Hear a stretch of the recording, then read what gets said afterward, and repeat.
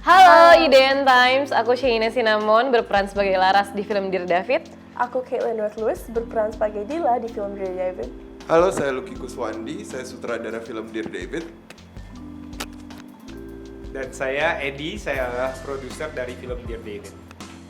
Oke, so ini jadi judulnya akan Dear David Cast Answer the Hot and Spicy Questions from IDN Times. Siapa duluan yang mau mulai? Kalau Ki. Dikocok dulu. Oh, ini cuma 4 kan? Ya cuma, jangan diintip dong Mas Lucky. Nggak usah diintip ya. Oh, nggak bisa diintip. Bacanya, iya nanti aku akan Oke.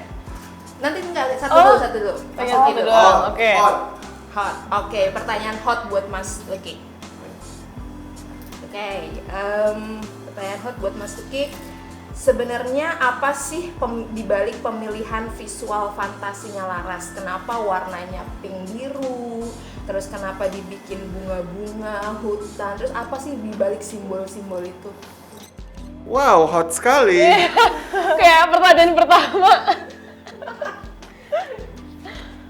Ya, jadi sebenarnya kan tentunya fantasi-fantasi ini tuh menggambarkan progresi dari journey karakternya Laras gitu. Pemilihannya kenapa pink gitu, karena pink itu tuh ada sense of youthfulness gitu, tapi juga kesannya tuh genit gitu, tapi masih ada innocence gitu, dan itu pas banget buat fase Laras di saat itu gitu.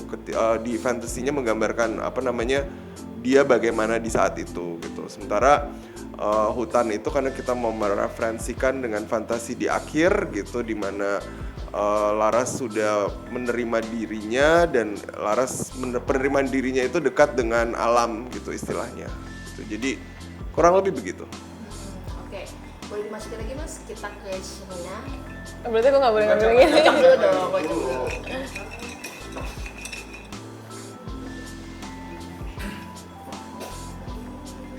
Spicy. Oke. Aduh, tadi kakak hot ya? Aduh, tapi gue panik nih. Lebih pedes. Cabenya berapa nih? Aduh, Suka pedes nggak Sheina? enggak. Oke, Sheina sebagai aktris, ada nggak sih batasan-batasan kamu ketika kamu memerankan film atau karakter? Kayak apa sih do and don'ts atau prinsip-prinsip yang kamu rasa aku nggak boleh melanggar ini? Oh, ya pastinya ada. Ditambah kalau misalnya hal-hal tersebut tidak perlu-perlu banget di dalam ceritanya untuk dilakukan, pasti aku akan diskusi dulu sama direkturnya untuk bilang kayak gimana kalau ini kita tidak lakukan tapi kita pakai opsi yang lain gitu. Pasti aku memberikan opsi sih, aku nggak pernah yang plek-ketiplek gue langsung nggak mau gitu. Pasti aku ada obrolan dulu sebelumnya. Jadi apanya aja aku nggak bisa kasih tahu. Yang bisa tahu nanti kalau misalnya tiba-tiba kita kerja sama bareng. Tapi yang jelas pastinya ada, dan seperti tadi aku punya opsi setelah itu. Kalau di David ada nggak? Sejauh ini tidak ada, karena sebagai Laras dan sebagai skrip seutuhnya aja aku udah suka gitu, tanpa harus ada yang dikurangi. Kalaupun ada malah menambahkan untuk tidak dikurangi gitu. Dan obrolan itu kan langsung berlangsung sama Kak Lucky dan juga penulisnya Kak Winnie dan Kak Daud. Jadi aku punya lega, Kak Lucky-nya juga oke, dan semuanya juga oke. Jadi kita nggak ngerasa ada yang gimana-gimana setelah itu. Wait, oke, Kevin sekarang. Demam langsung. Panas. Hot. Hot, oke. Nih, pemilihan film buat Caitlin sendiri, menurut aku sih luar biasa ya, karena kayak nggak terlalu sering ngeliat Caitlin, tapi kayak pemilihan filmnya tuh kayak oke banget gitu. Nah terus ketika kamu masih muda, terus kamu punya chance untuk mengembangkan sayap karir kamu bisa main apapun, tapi kamu lebih kayak pilih-pilih. Nah kalau kamu sendiri gimana sih?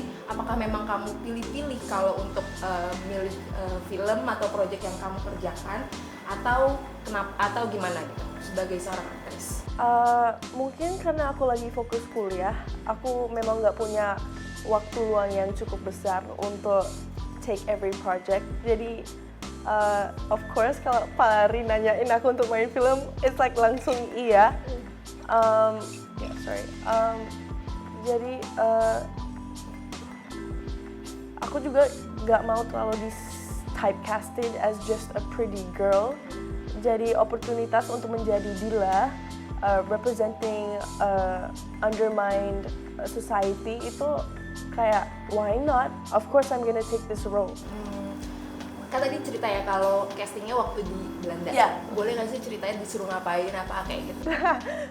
Casting pertama disuruh baca 2 senario. Kayaknya satu senarionya itu I had to show my vulnerability, harus nangis. And then abis babakan itu disuruh casting chemistry sama Shenina. And then waktu udah kepilih di Indo harus chemistry casting sama Emir juga. So there was 3 stages ada castingnya. Waktu di Belanda pakai Zoom atau Zoom. Ya, Oke, tapi ini kayak aku mau elaborasi juga, terserah sih Mas Edi atau Mas Yoki. Waktu ngeliat kan Zoom tuh ya, apa sih yang bikin tertarik gitu dari seorang Caitlyn? Karena kita ngobrol-ngobrol sih, ternyata I was very surprised kalau Caitlyn itu actually sangat introvert gitu. Dan waktu SMA juga kamu kan bukan yang kayak Queen Bee gitu-gitu kan, maksudnya ketika kita ngobrol gitu, karena kan she looks very tough and confident gitu, tapi ternyata dia punya kerapuhan gitu di dalam dirinya. Nah itu yang membuat kita jadi oh ini menarik banget gitu. Cocok dulu ya. Oke, sekarang Mas Edi. Lanjut Mas Edi. Gua sendiri hot. Kenapa aku spicy sendirian sih? Iya. Oke, aku selalu senang banget kalau ngomongin film-film Palari karena selalu melahirkan film-film yang oke banget deh gitu kan. Terima kasih, alhamdulillah. Benar, karena apalagi sekarang di Twitter banyak yang bilang Dear David keluar, wah ini udah jaminan mutu karena Palari. Amin. Beban nggak sih Mas selalu dipandang kayak udah mulai banyak nih kan film-film Palari yang kayak keren-keren, terus kayak pasti ini selalu ada ekspektasi lebih pasti dari netizen, dari penonton. Jujur iya sih. Jadi jujur aja. Jadi kadang-kadang bikin overwhelm juga, dan kadang-kadang kadang-kadang juga ada insecurity-nya juga bahwa do I have to please everyone? Dan jawabannya mungkin tidak harus, karena film tidak untuk semua orang. Masing-masing punya marketnya, masing-masing punya penontonnya masing-masing. Saya suka banget tadi jawabannya Shenina bahwa kayak di film Dear David dia belajar bahwa untuk ya kalau dirinya sendiri udah suka dengan dirinya sendiri, bahwa ya dia adalah seorang selebriti, aktris yang banyak banget komentar sana sini di era media sosial. Saya rasa walaupun Shenina tentunya pressure-nya jauh lebih besar, tapi kami sebagai filmmaker juga ada perasaan seperti itu yang kadang-kadang kayak ada beban, atau juga kayak aduh film gue bakal disuka orang nggak disuka sama orang-orang tertentu ini, dan nggak harus sebenarnya. Yang penting kita senang dengan karya kita sendiri dan kita celebrate sama-sama, dan kita yakin filmnya itu penting, dan filmnya itu kita buat jujur karena kita bukan bikin film untuk impress orang, tapi kita bikin film karena kita ingin berkarya dan kita ingin bercerita, dan juga ya kita ingin membuat karya yang bagus dan unik. Oke, jadi pakai mindset itu untuk bikin, Yes. untuk menghilangkan beban itu juga gitu ya. Jadi nggak harus please everyone. Gitu kan. Yes. Iya, kadang-kadang kalau mamanya udah premier atau apa kan suka ada yang kayak, tapi aku udah mulai akan membiasakan diri kayak oke, kurangin baca-baca atau apa. Karena walaupun kadang ada puja-puji, tapi kadang-kadang si ini gimana ya, si itu gimana, kayaknya udah harus kayak Jadi kayak more relax. Menjauhkan baca-baca. Aku akan mencoba melalui itu sih, mencoba ya, karena kayaknya nggak bisa dihindari banget juga. well, kalau mamanya ada yang datang ke kita dengan memberikan kritik yang bagus gitu, bahwa aku punya catatan kayak gini, of course dengan diskusi yang baik. Cuman kadang-kadang juga Ada yang ngejudge doang. yes, atau kayak gitu yang kayak ya mungkin apalagi saat film-filmnya baru rilis, sebaiknya kita merayakan dulu. Yes. Because it's our baby. Oke. Mas. Oke, balik lagi ke Mas Uki, silakan. Spicy. Spicy dong. Kenapa sih? Oke, nggak Tiba-tiba aku apa-apa. spicy lagi. Oh, spicy. Oke, nih Mas, dalam membuat suasana film, ini kan kayak kita tahu isu yang diangkat juga agak-agak sensitif kayak gitu. Nah, itu untuk dari Mas Lucky membuat suasana untuk para karakternya, para aktornya bermain dengan nyaman tuh kayak gimana sih? Gimana menciptakan suasana itu? Aku percaya harus diawali dengan rasa kepercayaan, trust gitu. Jadi itu yang selalu aku pastikan gitu. I think jadi aktor tuh, ya aku nggak bisa jadi aktor ya, karena aku sadar jadi aktor tuh pasti vulnerable banget rasanya gitu. Mereka harus nangis, jejeritan, guling-guling di lantai, apalah ya gitu.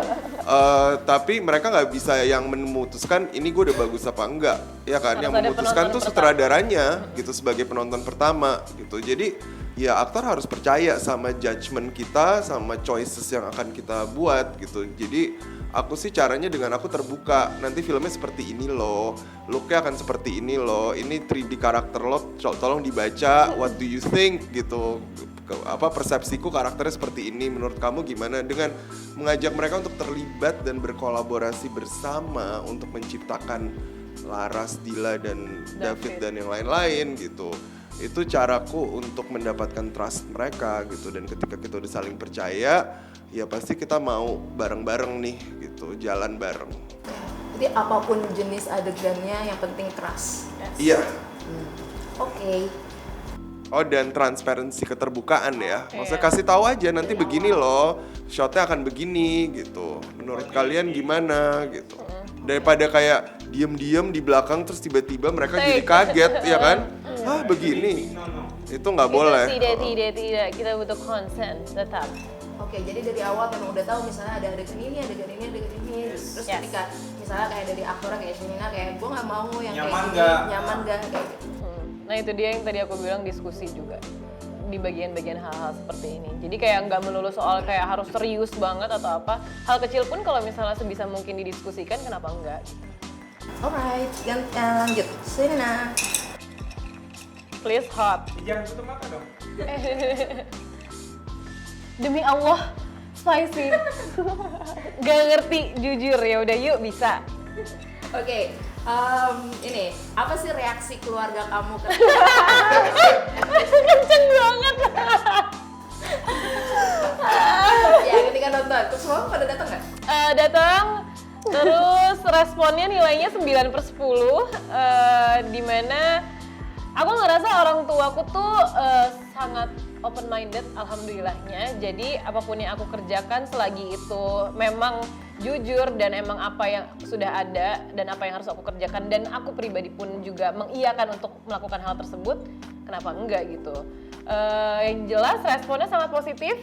Terus kalaupun ternyata ada yang gimana-gimana, mereka selalu nge-notes ke aku, nggak pernah yang kayak aku tuh kalau misalnya jelek, mereka pasti bilang jelek. Mereka nggak pernah peres-peres gitu. Jadi kayak misalnya, Papa kok ngerasa adek di scene yang ini agak kurang ini ya, tapi Papa ngerasa kalau misalnya adeknya gini-gini itu oke gitu. Begitu juga Mama. Jadi kayak aku pun senang mendapatkan orang tua yang seperti itu, karena mereka bisa ngobrol dan diskusi sama aku juga setelah mereka nonton hasil project yang udah aku kerjain gitu.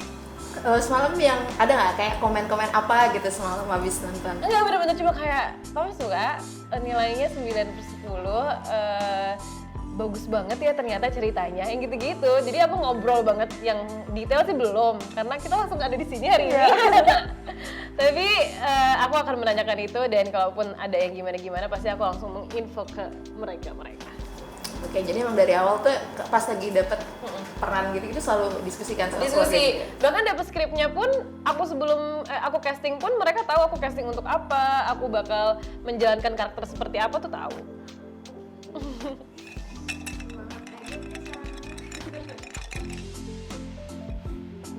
Spicy. Yes, akhirnya nggak cuma aku. Oke, Caitlyn kan tadi dibilang Caitlyn juga seorang yang introvert. Kalau aku juga ngelihatnya, kalau ngeliat profil di Instagramnya, Sorry banget. oke.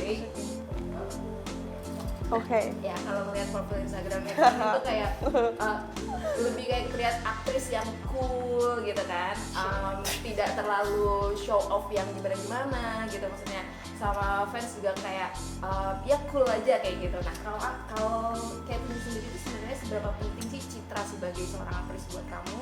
Terus kamu tuh pengennya dikenal sebagai aktris yang kayak gimana di mata fans? Menurut aku, Instagram shouldn't have anything to do with my acting. Orang director, orang penonton itu should judge my acting dalam film, bukan for my real life. Itu namanya juga acting kan, you're not judging my own personality, you're judging the character and how I portrayed it. Ya mungkin karena aku grow up di Bali, aku nggak terlalu peduli tentang ya gimana. I'm pretty like basic, I don't really dress up day to day. Yeah, I don't know how to explain it. But yeah. Iya. Oke, cool. Tapi pengen jadi aktris yang kayak apa sih? Yang pertama, of course, gue mau improve bahasa Indonesiaku to the max. Pengen jadi aktris yang nggak stereotyped and typecasted untuk menjadi cewek yang cantik aja. Mungkin mau coba yang action dulu atau yang thriller. Paranoia was actually a really good opportunity because I was able to show my fear. Andrew David, aku juga ambil oportunitas ini karena I was able to show my vulnerability. Jadi ya, to be a well-rounded actress. Sekarang Mas.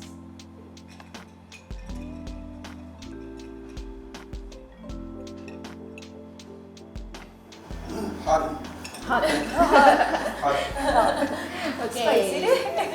Oke, Mas. Ini kita ngomongin Dear David dan dari awal poster semuanya udah kayak poster trailer kita kayak wah ini beda banget nih gitu kan. Terus juga kayak isu-isu yang diangkat juga beda banget. Nah, ketika ngobrolin mau bikin film ini tuh hal-hal sensitif apa sih yang kayak kita mau tahu dong di balik layarnya kayak gimana kayak teman-teman akhirnya menyatukan oh ini tuh hal sensitifnya batasannya kayak gini, akhirnya kayak gini gitu. Oke. Jadi sebenarnya ini diskusi. Jadi bahkan ide ini tuh muncul dari internal kami. Ada penulis muda di Palari, namanya Winnie Benjamin. Itu pertama pitch ke aku gitu ya. Dia punya cerita apa aja dan awalnya tuh aku develop dulu berdua sama dia bahkan. Lalu kemudian kita mengajak rekan lama Lucky Kuswandi yang untungnya suka dengan proyeknya dan akhirnya bergabung gitu dan banyak sekali berkembang ceritanya ketika dia masuk.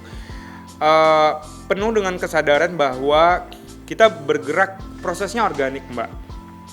Jadi kita melihat dengan apa ceritanya dulu, kita nggak langsung melihat ada hal sensitif apa yang langsung muncul ketika idenya itu. Kita biarkan dulu mengalir, kita bikin ceritanya seperti apa, ada karakter Laras dan akhirnya kita kembangkan. Bahkan aku yang kayak gimana kalau ada karakter kayak Dila gitu-gitu, itu salah satu sumbangsi aku di awal-awal gitu. Kita bikin berdua sama Winnie, and then lalu ada Lucky dan Daud Simualang ikut bergabung.